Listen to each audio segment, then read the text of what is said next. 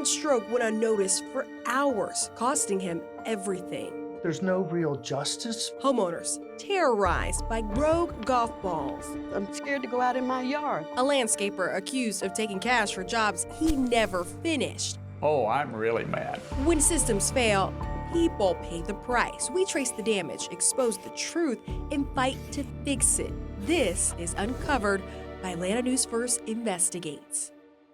2 Atlanta doctors accused of missing the signs of a stroke when a man went to the ER a decade ago, changing his life forever. But our Atlanta News First investigation uncovered misdiagnoses happen more than you might think.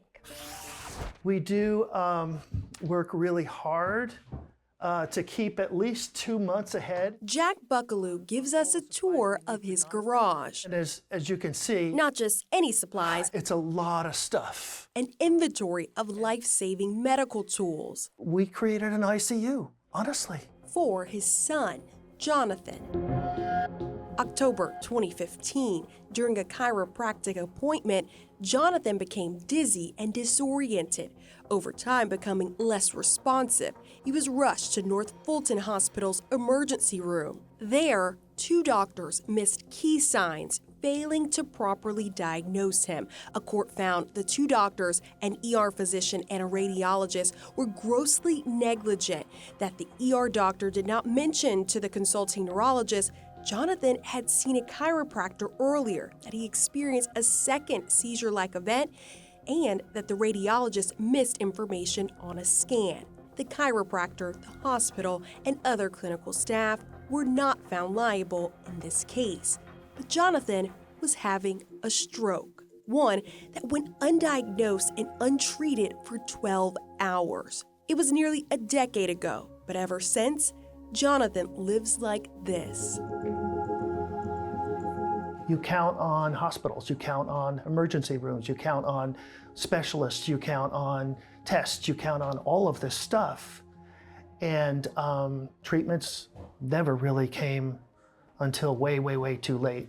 As a result, he now has locked-in syndrome, a neurological disorder where a person is conscious and aware but unable to move or speak due to complete paralysis of nearly all muscles except the eyes. Just a lot of pain. It's in spite of his spirit, which keeps us going, because he wants to do things, he wants to go places. It just breaks our heart to see him like he is. Jonathan is an adult, but even at 34 years old, his family and team of nurses care for him 24/7. He cannot talk, but he can communicate by blinking and using his nose to type on a keypad. I mean, there's some days where he's like, pull the plug. So those are the tough days. But this day is not like that. Hi, Jonathan. Mom says Jonathan wants to engage with us. Did you like the orange chicken? Oh. One blink means yes. He is fun. The nurses really love John. I mean, we love Jonathan. They all say he's just He's the the best to work favorite. for. He's the This is Jonathan's exercise room. Their entire home reconfigured to accommodate Jonathan's needs, from his bedroom to the physical therapy area to the main living space, which includes his favorite spot, in front of the fish tank, mesmerized by the motion. Expenses covered by what Jonathan's attorney says is one of the largest ER malpractice verdicts in Georgia history. Jonathan was having a stroke when he came to the hospital, and they missed it. The people who were responsible for reading the radiographs, the CT, MRI, misread it. The ER doctor saw that this patient was having all these signs and symptoms of stroke and never called a stroke alert. And they didn't follow their policies and procedures. A jury agreed, awarding the family $75 million. When the ER doctor appealed, an appellate court affirmed the ruling against him. He's appealing again to the Georgia Supreme Court, which has not decided if it'll take the case. The other doctor filed an appeal, but later withdrew. We know that doctors are going to make mistakes. So it's critical that the hospital develop policies and procedures and protocols that will mitigate or reduce those mistakes. 30 to 50% of the time, minor strokes are currently missed, according to Johns Hopkins research. That same data found overall diagnostic errors, known as any missed, incorrect, or delayed diagnosis, affect 12 million Americans, 1/3 of people medically harmed as a result. People like Jonathan, who once played nearly every sport, always active, but now his body may never move on its own again. I really feel like there's no real justice for somebody who lost everything. For the most part, lost every aspect of his life. I guess it's way past the anger, and the frustration. Just really focusing on, what can we do? How can we keep him as happy as possible? How can we give him the best life possible?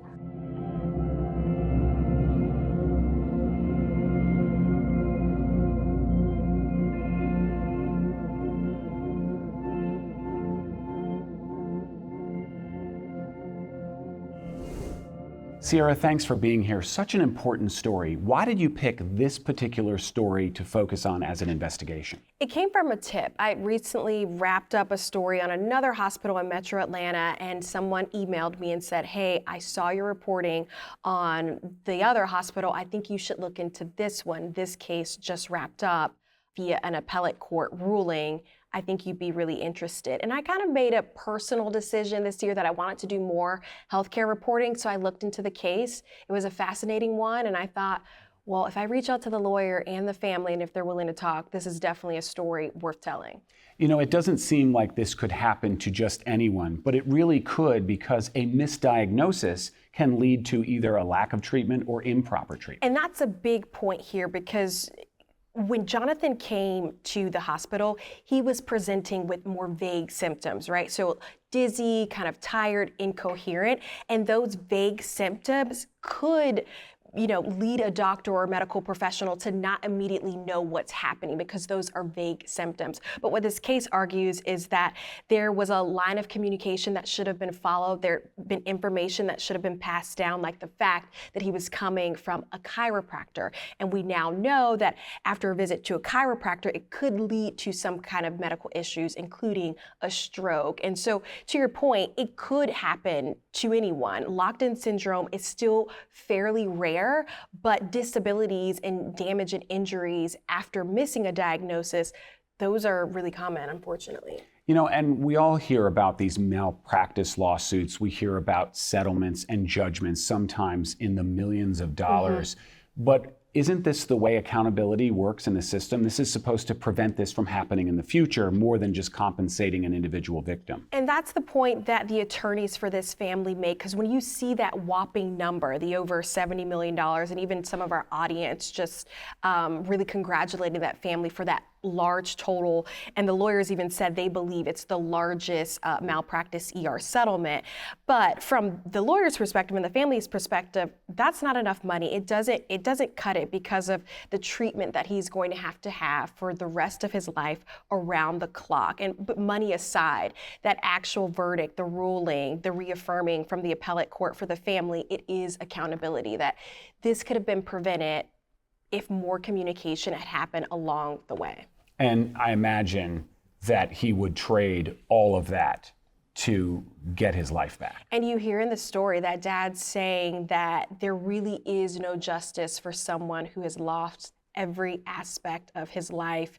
We do a good job at really showing the audience and our viewers that he is very limited in his abilities. Like, he's fully cognizant, he's intelligent, he's smart, but he can't really communicate. He can't speak. He can communicate with blinking. One blink means yes, two means no, and he has a keyboard that he can type with his nose. But otherwise, he's paralyzed from the nose down, and so he's very limited in his experiences, and it's just really frustrating for that family. That what does justice look like if every aspect of his life is gone? This is not dissimilar to something like ALS, amyotrophic lateral sclerosis, where you're sort of trapped in your body and people think you have a mental problem, but you don't. He has all of his mental acuity And so in other words, he knows he's trapped. Yeah. And that kind of makes it worse, doesn't it? It's heartbreaking because you wonder what he's thinking. How he feels being taken care of around the clock, because this is someone, the dad and the mom was just telling me all the life that he had lived before. He had played nearly every sport, went skiing, hiking, loved being in the kitchen, loved being a chef, avid reader, all the above. He's incredibly intelligent, but upon meeting him, if you didn't know him before and you're just getting to know him, you would assume there was some level of mental disability. But this, as you pointed out, is not at all that. Locked-in syndrome is more of a physical thing, and all of him is really there. And he's locked in physically, but also mentally. And so it really is particularly heartbreaking for him. What can we do for our own families to prevent this from happening? I mean, is it advocating for care? Is it pushing, even though socially it may feel like, I don't want to tell the doctors how to do their job? What can I do to make sure this doesn't happen to my loved one? I think it's all the above. If you come to the hospital and you're presenting with those vague symptoms I've already mentioned, you could offer to your doctor, is it possible that I am having a stroke? Obviously, we're not the medical professionals and we shouldn't be necessarily telling them how to do their job, but maybe advocating for yourself what you think could be happening with you and not taking no for an answer. But also, when possible, having someone else there to advocate for you. Ultimately, Jonathan is in this position that he's in today, but the family feels so fortunate that they were there for him through the process, because life could have continued to look much different than what it is today. So if you do have the opportunity, going to the hospital with your advocate, whether that's your partner, your parent, or a family friend. Sierra, thanks for this reporting and thanks for being here. Thank you. You can listen to our full conversation about this story on our podcast, Behind the Investigation. Listen wherever you get your podcasts or stream on ANF Plus. Golf balls flying off course, leaving homeowners to deal with the damage. See that big old dent right there? Atlanta News First uncovers safety concerns in a Cobb County neighborhood. Golf balls flying off the course and into nearby neighborhoods. Homeowners near the Marietta Country Club are growing weary of increasing dangers and damage from flying golf balls. Investigator Anastasia almost uncovers who's responsible for making repairs. I came out with my baby in the garage and glass was all over my car. I was out in my driveway one afternoon, sitting in my truck, and I heard this boom sound. One might assume these homeowners are talking about burglars. I'm scared to go out in my yard. But in this Marietta community, hazards fall from the sky. You can hear them sometime coming through the trees. Oh my God, what happened? What is that? And I look down and there's a golf ball. Jewel Montgomery and Ronnie Pope are neighbors who've lived across the street from the Marietta Country Club golf course for almost 25 years. Didn't have a clue of what was gonna be happening after I moved in. We didn't get that many balls at first. But over the years, more balls, more balls. The balls continue, they come and they come. See that big old dent right there? Dented gutters, garage doors, and All of a sudden the ball came out here, so said, boom! It hit the top of my truck. And even worse, broken window after broken window, causing thousands of dollars in damage. Now I've replaced my windows over $70-some thousand. Out-of-pocket expenses and close calls, with balls nearly hitting them while simply mowing the lawn. All of a sudden, on the bill with my hat, a ball hit it. And I said, wow, what is that? And I looked around, I said, wow, a golf ball. Montgomery is also worried about her 9-year-old daughter, who loves to play in the backyard. If they hit my daughter, I'm not going to tolerate it. Atlanta News First Investigates took a look from the sky and found these neighbors live right across the street from a par 4 hole, with 453 yards from the furthest tee box to the hole. Depending on the golfer's skill level, a 20 to 30 degree slice can send balls right to Montgomery and Pope's homes. Look, look, look. See, they bury it.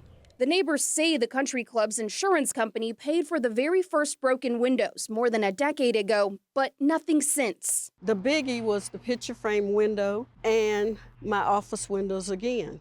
So I sent a certified letter, and then I got this message December the 20th, a voice message saying they're not responsible.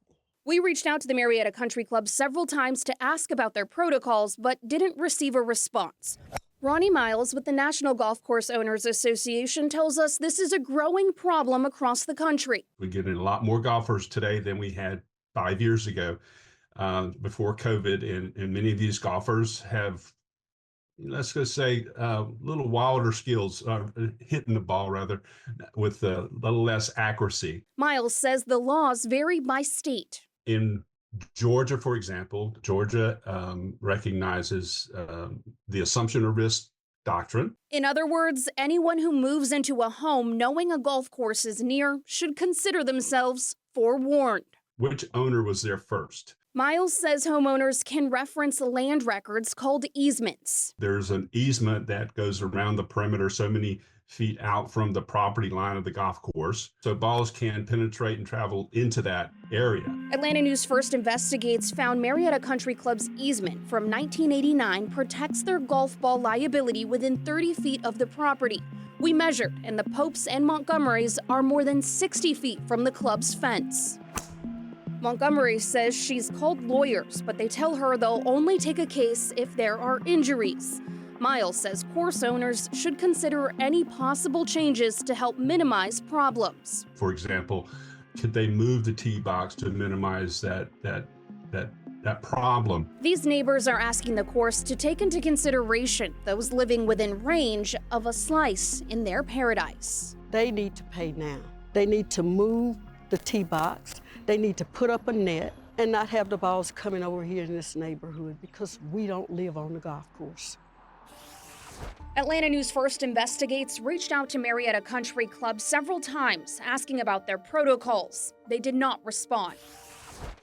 I've got Anastasia almost here. Anastasia, golf balls. You know, this is kind of a lighthearted investigative story to a certain extent because sometimes we've got some heavier, darker stories. Fortunately, in this case, golf balls is not as heavy and No as dark. injuries. Let's put it that way. Yes.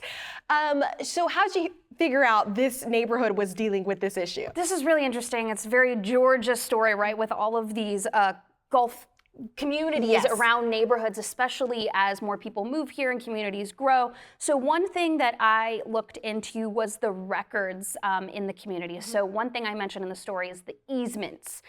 Those are court records that say legally, you know, how far out the country club or the golf course has, you know, the right for their balls to go. So that is something that homeowners want to check before you buy anywhere near a golf course. You want to know the liability.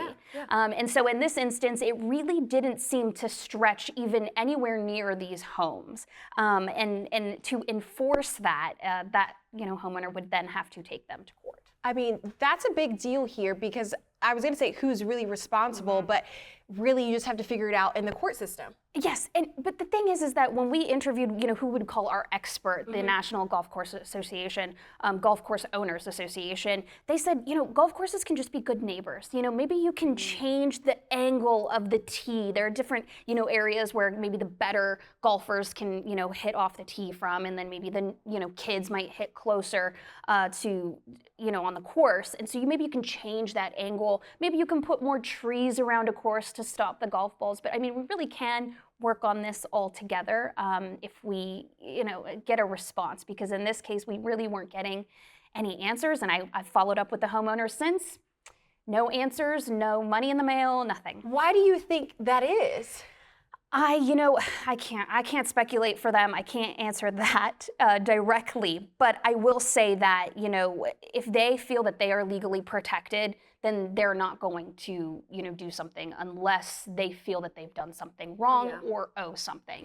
So it comes down to really just kind of being a good neighbor. But it's also catch-22 because if you decide to take them to court, you risk time and money. This is not, you know, a quick fix. And mentioned in the story is that when she's tried to reach out to attorneys for help, they ask her if there's been any injuries. You know, as we mentioned at the top of the story, you know, injuries is what, you know, brings in that liability issue of the money of how much is owed, but, just paying for a window here or there, that type of thing, is a much different price point that you're going to get in court. So is it worth it to go to court? Got it. So now noting for myself when it's time for me to look for my next place to live. Yes. Am I near Yes. a golf course? Yeah. Even if you're high up, you don't know. Some of those balls, I can't really They hit go a golf flying, ball. yeah. Yeah, exactly. All right, well, thanks so much on this reporting. We hope this homeowner eventually gets some answers. Yes, definitely. Atlanta News First Investigates cares about your community and the issues impacting your neighborhood. Scan the code on your screen and share a story you think we should investigate. If it's one we can help you with, we'll reach out to you. A landscaper accused of taking payments for pine straw, but not delivering the goods. I'm trying to understand, why is he doing this? Police investigate the former college athlete accused of stealing from Metro Atlanta neighbors. A former college football star and landscaper accused of taking thousands of dollars from Metro Atlanta neighbors. Atlanta News First consumer investigator Better Call Harry is racking up refunds for the work and uncovering more reports of theft. I needed about 150 bales. You can see I've got a big backyard here with a lot of trees. You can add Rob Rainey to the list of Grant Frerking customers who alleged they paid the 26-year-old landscaper up to $2,000 for pine straw and mulch deliveries. He seemed like a nice guy, came from a nice family. Since our Atlanta News First investigation began, we've identified 10 police reports throughout Milton, Sandy Springs, Johns Creek, Cobb, and Gwinnett County. The reports refer to more than 24 customers who say they use payment apps to send the landscaper money in advance. How many close games have we been a part of? I was talking to some teammates in the locker room. Frerking popped up on our radar a few weeks ago. Smoking the cigar. It's been a third. That's him in 2022 when he was a star walk-on for the Tennessee Vols. I'm so excited for the rest of the season. But his success goes back to his teens. At age 15, the Alpharetta native started a successful pine straw and mulch company called Metro Straw. He sold the business while he was in college, but late last year, he started advertising online and contacting his old Metro Straw customers. Rob Rainey is one of them. Oh, I'm really mad. Metro Straw's current owner is not happy. He's received so many angry calls that he put a message on his website saying the two are not associated in any way. Got your order placed with my vendor this afternoon. Rainey showed us the text conversation that follows a pattern in police reports. Frerking asks for a deposit, followed by a discount if they pay the balance. In January, Rob zelled him $640. So he didn't get you once, he kind of got you twice. He did. He got me twice. Yeah, I felt like an idiot. And there's a pattern in the police reports, the excuses. We have you on for Friday install. We plan to be there either this afternoon or tomorrow. And good morning, my driver is currently out sick. He sounds very honest and earnest. He's run and built a company that does this before. Thomas Debates filed a $600 theft report with Cobb County Police. We're initially supposed to get about 70 bales of the pine straw from him. And then there's Dr. Kevin Schaefer. Your wife knew him from long ago. Yes, she actually knew him when he was in high school. He and his wife filed a police report in Sandy Springs, the first police department that took action. In a 16-page report, a detective contacts Frerking several times and gets fed up. You'd better figure this out and get her paid. I will take a warrant for your arrest if I have to. In response, Frerking refunded the couple $700. It's been a month. Rob Rainey had given up until we got involved, and Frerking sent him this cashier's check for $616. And it didn't stop there. He sent Thomas Debates a refund for $603, and he refunded this man, John Friesen. I was in a rush. I was trying to get it done. He's the Roswell homeowner who tipped us off. Friesen says more than a dozen homeowners in his subdivision got refunds totaling $15,000. But it wasn't soon enough for Roswell police. It issued the arrest warrant and said Frerking agreed to turn himself in. Weeks after the warrant was issued, Frerking has not turned himself in. He originally told Atlanta News First Investigates he would send refunds in the next 30 days.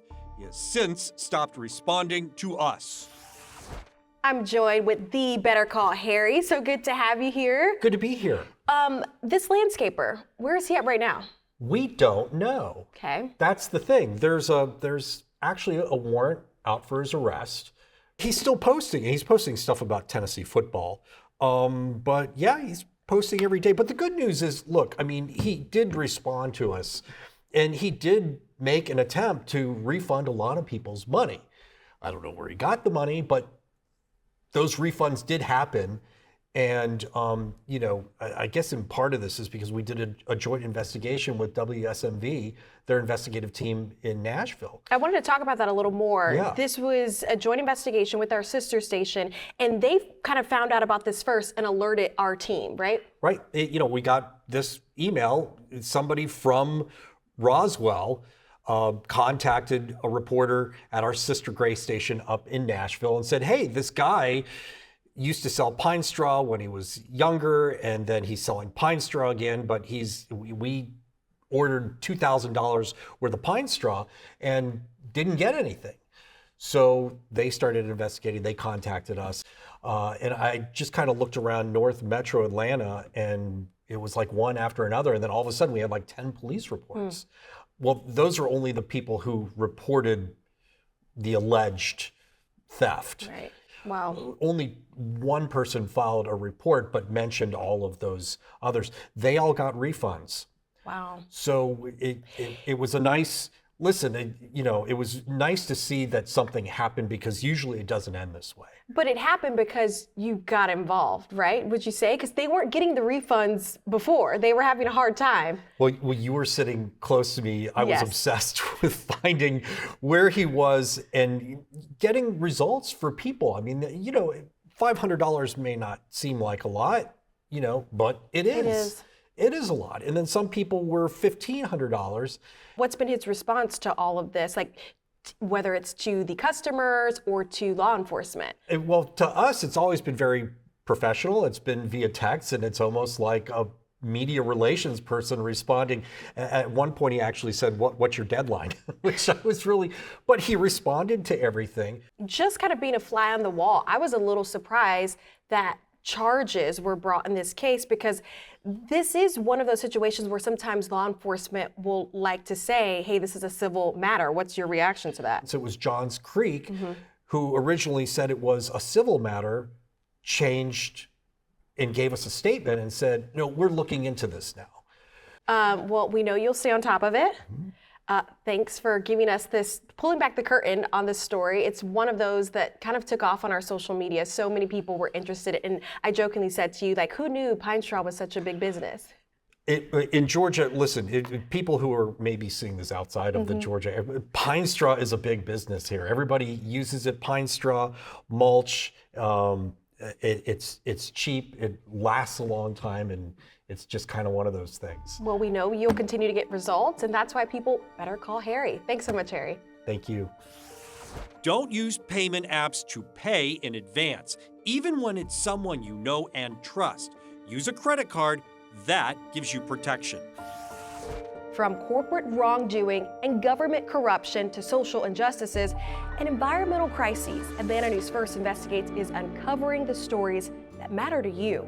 Watch Uncovered Sunday nights at 7, only on Atlanta News First.